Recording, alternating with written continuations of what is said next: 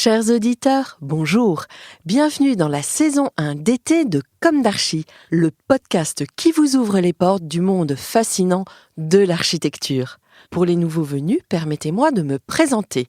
Je suis Anne-Charlotte Deponte, docteure en histoire de l'architecture, auteure publiée, dirigeante d'une agence de communication et de développement basée à Paris, en France, et dédiée à l'architecture. Retrouvons-nous chaque semaine pour découvrir la culture et l'actualité architecturale. Pour cela, nous interviewons des spécialistes, nous abordons des thèmes différents et nous apprenons à regarder les projets dans leur diversité et leur contexte. Pour vous offrir le meilleur, Philippe Henry, ingénieur son, est aux commandes techniques du podcast. Merci d'être avec moi aujourd'hui et maintenant, place au talent. Bienvenue dans Comme d'Archi. Aujourd'hui, dans ce Comme d'Archi podcast #16, j'ai choisi de vous parler du château de Maisons-Laffitte, le plus bel emblème du classicisme français. Je ne vais pas tarder à vous expliquer pourquoi, mais auparavant, quelques petits rappels sur Maisons-Laffitte. De nos jours, Maisons-Laffitte est encore qualifiée de cité du cheval, conséquence de l'importance que prendront les courses hippiques qui s'y déroulèrent à partir du XIXe siècle. À noter, son champ de course est aujourd'hui menacé. La petite ville est située au nord-ouest de Paris, non loin de Versailles, et borde la forêt de Saint-Germain-en-Laye, autre ville royale aux portes de Paris. Maisons-Laffitte compte près de 24 000 habitants. Très arboré, il y fait bon vivre, en dépit de la flambée des prix de l'immobilier. Si ses origines sont gallo-romaines, Maisons-Laffitte, ou plutôt Maisons-sur-Seine à l'époque, prend son essor dès le XIe siècle, sous la forme d'un fief. Mais ce n'est que bien plus tard au XVIIe siècle que le maître de la seigneurie René de Longueuil, lequel a des responsabilités au Parlement de Paris, décide d'y construire un grand château pour y recevoir le roi. Il s'agit de capter l'attention du monarque à l'occasion de ses chasses en forêt de Saint-Germain-en-Laye.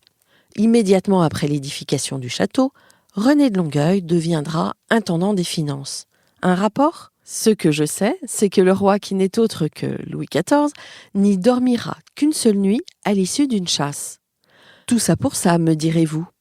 Eh bien, à l'époque, tout allait plus lentement, et chaque événement comptait beaucoup. Aujourd'hui, l'on perçoit la magnificence d'un très mauvais œil, mais sans doute ce faste d'antan coûte un tribut bien moindre que notre consommation contemporaine démesurée. Ne croyez-vous pas ? Et quel plaisir à en contempler l'intelligence constructive. Quoi qu'il en soit, François Mansart, grand-oncle de l'architecte de Versailles Jules Hardouin-Mansart, François donc, conçoit puis fait édifier de 1642 à 1650 environ le chef-d'œuvre qui servira d'inspiration à son neveu pour Versailles. Le château de Maisons a été édifié par un nombre impressionnant de corps de métier. Du maître maçon au tâcheron, du terrassier au couvreur, du ferronnier au doreur, du plombier au fontainier. Chacun a apporté sa pierre à l'édifice pour creuser, élever, maçonner, scier, assembler, couvrir, sous l'autorité de l'architecte.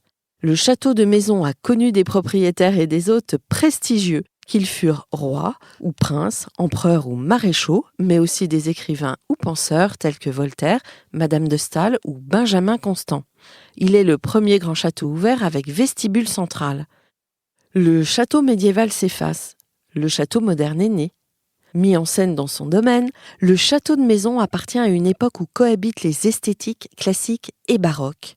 Si l'ordonnance classique prédomine par tout un jeu d'équilibre et de symétrie entre vide, plein, par des références empruntées au vocabulaire de l'architecture antique, le baroque est néanmoins présent par de multiples clins d'œil, illusions, trompe-l'œil, art de paraître.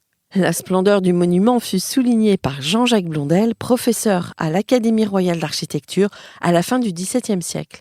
Lui-même rendit hommage à François Mansart. Je cite : « Nous osons le dire ici, personne avant lui ni depuis lui n'a poussé si loin cette magie de l'architecture. De quelle admiration, de quel charme ne sommes-nous pas épris à l'aspect de ce chef-d'œuvre ? Mais aussi, je cite, « c'est par l'étude réfléchie de cet ouvrage admirable que nous nous sommes instruits. On y admire la solidité sans pesanteur, la précision de l'appareil sans sécheresse, l'expression des profils, la parfaite réunion de l'architecture et de la sculpture. L'heureuse proportion qu'on les comble avec la façade. Au centre, la clôture est remplacée par un fossé dit saut de loup. La brèche ainsi créée dégage la vue. Les ressauts multiples du logis font oublier que celui-ci est massé. Mansart reste fidèle au grand toit qui l'écrète.